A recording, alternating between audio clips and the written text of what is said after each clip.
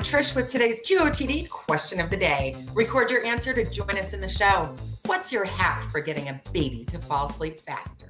This week's theme is It's Good to Be Young. So we're taking our fans all the way back to the crib with today's QOTD. Let's check out our first life hack to beat the baby blues. This is Kaylee. So there is actually a life hack in my family. There are two for getting a baby to go to sleep. If you rub a baby's jaw back like this, then, and it works for dogs too actually, they yawn and in turn it makes them more tired and they fall asleep easier.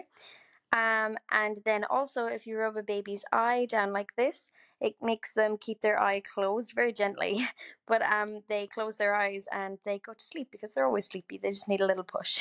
Two awesome answers from one person. I didn't know that behind the ear thing. You guys with dogs, you should let me know if that works. She swears by it, but I'm wondering, does that work like self-imposed on perhaps a young adult woman? Because I might be trying it on myself tonight. Well, JJ, did you have any fan answers that stuck out at you? So I found a really funny answer from Elijah. The secret to making your baby fall asleep is quite simple. All you gotta do is talk at it in an even tone, monotone voice. Just ask it questions. Why are you doing this? Who do you think you are? Do you know that I need sleep too? The baby will be so confused as to why you're not matching its emotional state, and it will recognize your emotional unavailability as confusion. Confuse your babies to sleep is what I'm saying. I think this answer is really funny because a lot of the questions that he's asking sounds like he's almost interrogating the baby. Like, who do you think you are? What are you doing? Who are you even? And I love that he keeps referring to the baby as it. Just talk to it.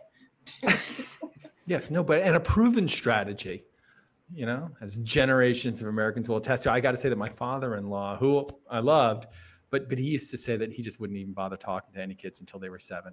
They were uninteresting. But I bet they went right to sleep because there's nothing that babies like a stern talking to. Did you have an answer that you found that you thought was a really good life hack? I'm not going to say it was a good answer, but I thought it was an interesting answer from Bartimus. I've always thought that just make kids work out, before they go to bed. Make the baby do push-ups, sit-ups, maybe some jumping jacks if they can stand up. If they can't walk, make them hold their rattle over their head, a few times. Maybe you can exercise their arms. Kidding. There is no secret. You just get them up, you rock them, and you freaking pray. That's it.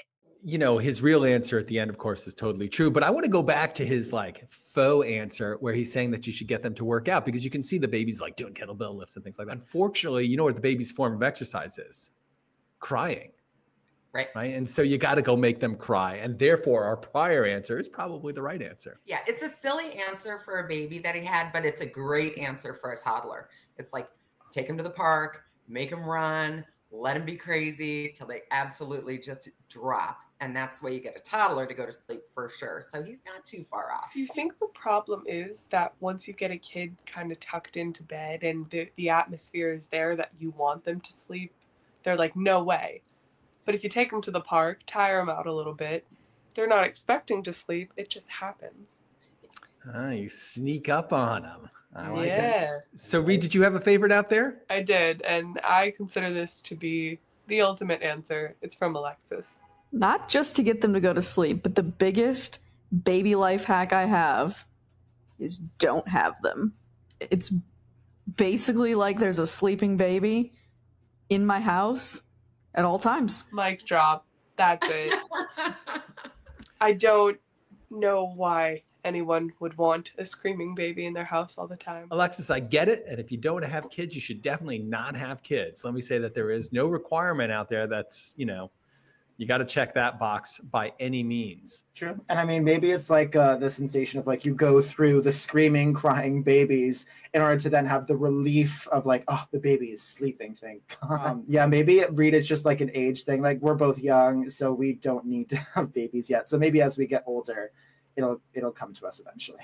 So I think we have a really good mix of some actual hacks and some funnier hacks that still might work in some scenarios. But fans, if you have a hack for getting your baby to fall asleep, Definitely record your answer using the links in the description and make sure to do so before our Thursday Big Show Weekly Championship. But I think now it's time for us to spread our own wisdom. So Keith, what's your hack? So I've had 4 kids and I've seen the ins and outs. I've kind of tried everything, but in the end, Elijah is sort of right, which is that you can't get emotionally engaged. Babies need certain things and you just got to make sure that they have it. You plop them down in their little bed and then you let them cry for 4.5 minutes. And that's what you do. Find something that takes about 4.5 minutes long and then just go like do that every time that they start crying. And I'm telling you, they'll be asleep at the end of that time. So you just got to have patience. You got to kind of think for them and you can't allow yourself to get sort of like emotionally engaged in whatever crazy like feelings that they're having because they're just babies. I used motion. So I always would put them in the car and take them for a drive and then carefully bring them back in, or set like the baby carrier on top of the washing machine or something with some sort of movement. That's my hack. And that's actually worth talking about for a second because that is a good one that I've done. Yeah. The washing machine. Mm-hmm.